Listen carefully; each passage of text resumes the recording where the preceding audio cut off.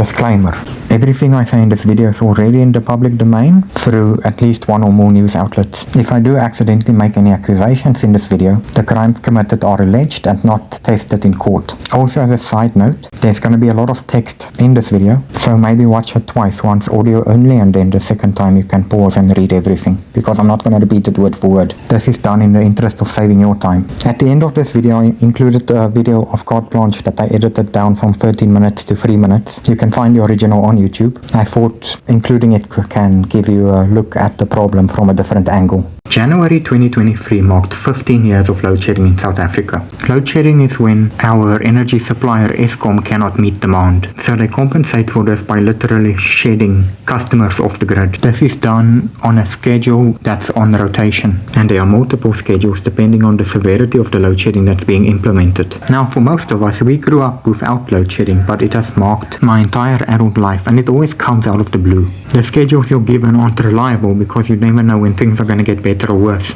Regardless of how Eskom performs, the tail wags the dog. The energy regulator NERSA has just approved an 19% increase for Eskom. Our basic tax VAT is at 15%, that's going to be added to that 18%, and then workers will threaten to down tools and they want increases, and someone has to please explain to the public why they are being held hostage when the company is getting worse at providing energy. Honestly, what are we paying for? We are being underserved. The general availability of energy is less. People are losing their livelihoods. Unemployment is increasing. People are losing their businesses. The governing party, the ANC, want to tell their troublemakers to step aside, as if that's some big scary thing that's going to put them in their place. And while that's going on, the party wants to preach renewal, but they can't even figure out what they are. Are they actually the government, or are they revolutionaries, or are they just another political party? This confusion causes policy uncertainty, and then they end up marching against themselves. Last year was the worst yet. We have been to stage 6, and even this year we already reached stage 6 load shedding. Stage 6 is where things really get out of hand. Food storage becomes an issue because supermarket freezers can't keep up.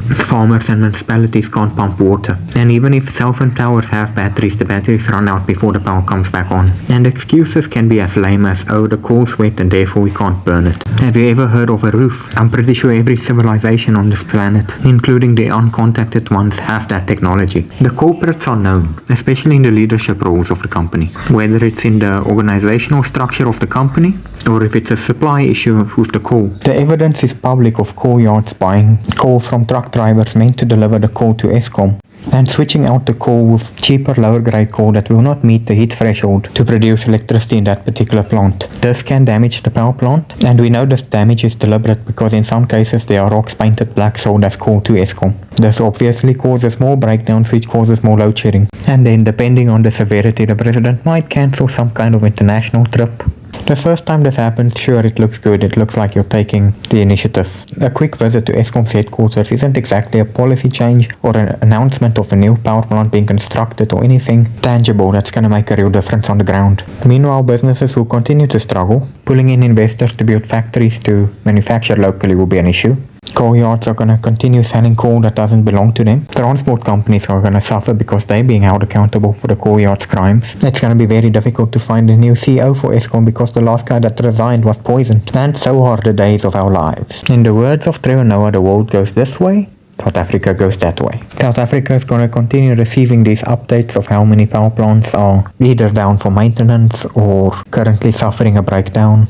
Or a nuclear power plant, we only have the one, but still that's going for refueling. And then eventually the power plants are going to age out. Hopefully new generation capacity is in place to replace the existing capacity. But yeah, that's the general vibe at the moment. I didn't even touch on debts owed both by and to Eskom. If you made it to the end of this video, please leave a like. You might not have to live with Eskom, but I do, so I could do with a little bit of a mental boost. As always, thanks for watching. The black market for coal is booming. Thousands and thousands of tons of the commodity stolen load by load by load, hitting the economy hard and pushing the load shedding crisis. It's called coal switching. The drivers offload a high grade of coal at a yard pointed out by the scout.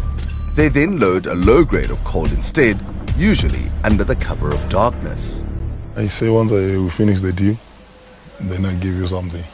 How much did you offer? 13,000. They put in my account. Yeah, just come there and there.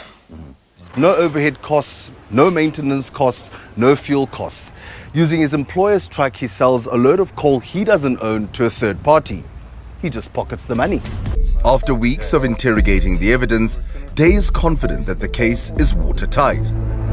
The technology not only tracks the locations, it actually records when the coal is switched out, the quantity, and exactly how much is reloaded at an exact location. The thieves don't even reload the full amount, not only cheating on quality, but also shortchanging the quantity that eventually gets delivered to the actual client. So without a shadow of doubt, your case is tight in terms of where the switching is happening. Multiple loads were delivered in the same area where our loads has been delivered, offloaded and switched. And we can prove that beyond reasonable doubt. There's some serious allegations that have been leveled against you on coal switching. So we just want to give you a right of reply because we're here at your yard. No, it's not against me.